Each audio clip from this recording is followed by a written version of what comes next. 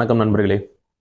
தொடர்ந்து கள்ளத்தனமான ஆட்சியை கொடுக்க போறாங்களா இந்த திராவிட மாடல் அப்படிங்கிறத பற்றி தான் இந்த வீடியோவில் பார்க்க போகிறோம். வாங்க வீடியோக்குள்ள போகலாம். ஓகே, இப்போ என்னன்னா நம்ம தொடர்ந்து பல நாட்களாக பல வருடங்களாக நடந்துட்டு இருக்கக்கூடிய ஒரு தவறு இப்போ ரீசெண்ட் டைமில் ரொம்ப அதிகமாக நடக்குதோ அப்படின்னு எனக்கு தோணுது. அது என்ன அப்படிங்கிறத வீடியோட லாஸ்ட்டில் சொல்கிறேன். அதுக்கு முன்னாடி நம்ம எல்லாருக்குமே தெரிஞ்ச ஒரு விஷயம், நம்ம எல்லா ஊர்களையுமே தொடர்ந்து சாலை சீரமைப்பு பணி அப்படிங்கிறது நடந்துகிட்டே இருக்குது. நீங்கள் பார்த்துட்டு இருப்பீங்க. நாங்கள் இப்போ ரீசெண்டாக பார்த்தீங்கன்னா திருச்சி, கோயம்புத்தூர் அண்ட் மேட்டூர் இந்த சைட்லாம் ட்ராவலில் இருந்தோம், 2 வீலர் ட்ராவலில் இருந்தோம். அங்கே பார்த்தீங்கன்னா எல்லா ஊர்களையுமே ஹைவேஸ் ரோடு வேலை பார்த்துட்டு இருக்காங்க. ஓகேங்களா? நமக்கு உள்ளூருக்குள்ளே நிறைய இடங்கள்ல பார்த்தீங்கன்னா ரோடு குண்டும் குழியுமா இருக்கும். வேணும்னு சொன்னால் பண்ண மாட்டாங்க, வேணுங்கிற இடத்துல பண்ண மாட்டாங்க, தேவையில்லாதப்போ பண்ணுவாங்க. இந்த ரோடெல்லாம் எப்போ சரி பண்ண போகிறாங்கன்னு தெரியல. உள்ளூருக்குள்ளே இருக்க ரோட சொல்ல வரேன். கேட்குது. அடுத்த எலெக்ஷன் வரணும், கரெக்டு தான். ஆனால் அப்போ கூட அந்த வேலை தரமாக இருக்காதுங்க, டெம்பரரியாக தான் இருக்கும். சரி, ஓகே, அதை விட்டுருவோம். இப்போ இந்த ரோடு போகிறதுல என்ன பிரச்சனை அப்படின்னு கேட்டிங்கன்னா, இந்த அளவுக்கு ரோடு அகலப்படுத்த தேவையா அப்படின்னு கேட்டால் அது கேள்விக்குறியாக தான் இருக்குது. ஒரு சில இடங்களில் தேவை, ஒரு சில இடங்களில் தேவை இல்லை. பட் எல்லா இடங்களையுமே பார்த்தீங்கன்னா ரோடை ஹைவேஸ் பண்ணிட்டு இருக்காங்க. பரவாயில்ல, இதனால விபத்து ஏற்பட்டால் பரவாயில்லன்னு நம்ம விட முடியாதுங்க. என்னன்னு கேட்குறீங்களா? இப்போ ரீசெண்ட் டைமில் பார்த்தீங்கன்னா எல்லா இடங்களுமே ரோடு போடுறாங்க. அந்த ரோடு பார்த்தீங்கன்னா 1 கிலோமீட்டர் தூரம் தான் ரோடு ஃபுல்ஃபில் பண்ணுறாங்க. அடுத்த 1 கிலோமீட்டர் பார்த்தீங்கன்னா சைடில் ஒரு 4 அடி குழி, இந்த பக்கம் பார்த்தீங்கன்னா 4 அடி குழி தோண்டி வச்சிருக்காங்க. ஆனால் அந்த இடத்துல தடுப்போ இந்த டிவைடரோ எதுவுமே கிடையாது, பார்க்கெட்டு எதுவுமே கிடையாது.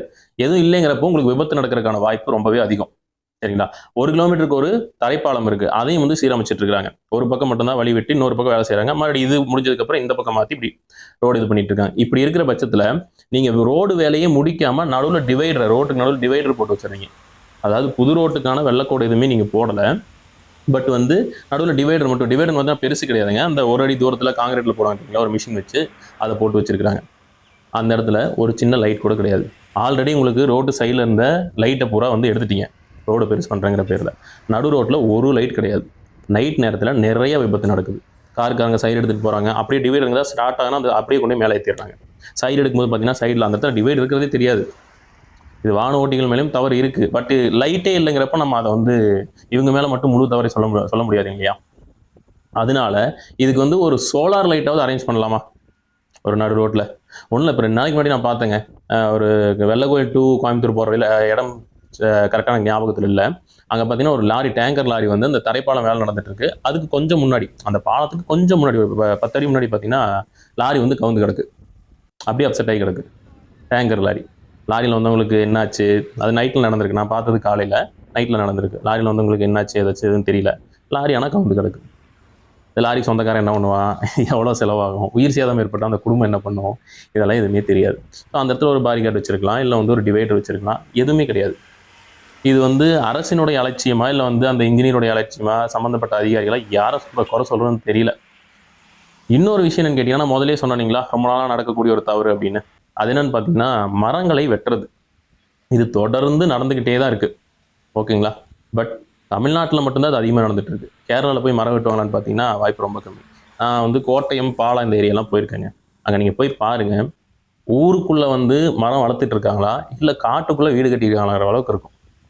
ஸோ மரங்களும் அந்த இயற்கையை அவ்வளோ அழகாக பாதுகாக்கிறாங்க. அங்கே ரோடெல்லாம் பார்த்தீங்கன்னா ரொம்ப சின்ன ரோடாக தான் இருக்கும், பஸ்ஸு சின்னதாக தான் இருக்கும். ஏன்னா பெண்டெலாம் திரும்ப முடியும், ஏன்னா பஸ்ஸு நீளம் கம்மியாக இருக்கும். இயற்கைக்கு ஏற்றால் போகிற மனிதர்கள் வாழ்ந்துட்டு இருக்கிறாங்க. நமக்கு ஏற்ற மாதிரி இயற்கையை அழிச்சிட்டு இருக்கக்கூடாது. இங்கே தமிழ்நாட்டில் அதுதான் பண்ணிட்டு இருக்கோம்.